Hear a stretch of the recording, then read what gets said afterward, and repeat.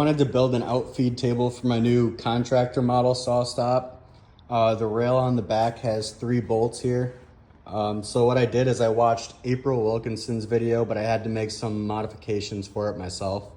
So that's a good place to start to get that block set up.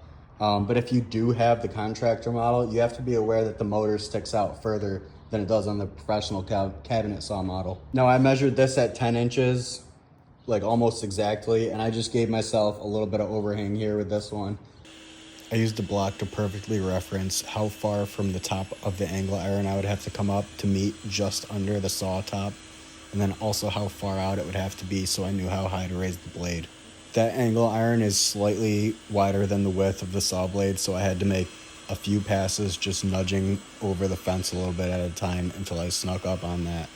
One thing I noticed when I was building it was that she didn't put any slots in her block here for the miter gauge or crosscut sled if you have one. I like to use a crosscut sled, so I wanted to be sure that when I got to the end of my saw that the bottom of the crosscut sled could still be fit into the miter slot, so that's why I'm doing it this way. On the block itself, I marked out where the slots are in relation to each other first so that I could line this up correctly to start. Now this was pretty sturdy to start, but to just make sure that I wasn't going to knock it around while I was routing it, I did put some drill holes through this, and yeah, sure, they go through the top of the block, but it's not really going to matter. So I've oriented the top of the first chunk of my outfeed table so that I'm working with the miter slots at the top, obviously.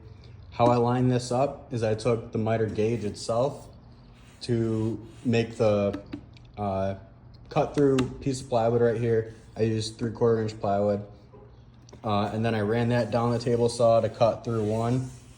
I screwed another piece of plywood right at the base here to butt up against this block. And then I made another cut right on through, so that this way I can follow this with the router with a flush trim bit so that I'm riding right along this. How I got the depth of this correct is I put this like it is on the table saw in the miter slot, and then I plunge the router down so that it touches the bottom of this. So I know that when I hit my depth stop on the router over here that I have set, that this is gonna be the same distance as that. All right, so that came out pretty good, lined up.